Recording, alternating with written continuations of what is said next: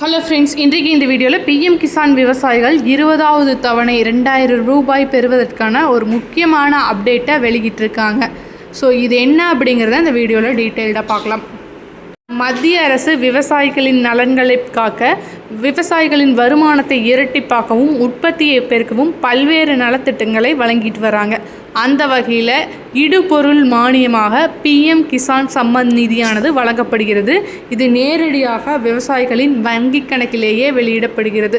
இது பார்த்திங்கன்னா நன்செய் நிலமாக இருந்தால் 5 ஏக்கருக்கு குறைவாகவும், புன்செய் நிலமாக இருந்தால் 10 ஏக்கருக்கும் குறைவாக இருக்கிறவர்களுக்கும் வருடத்துக்கு 6000 ரூபாய் வழங்கப்படுகிறது.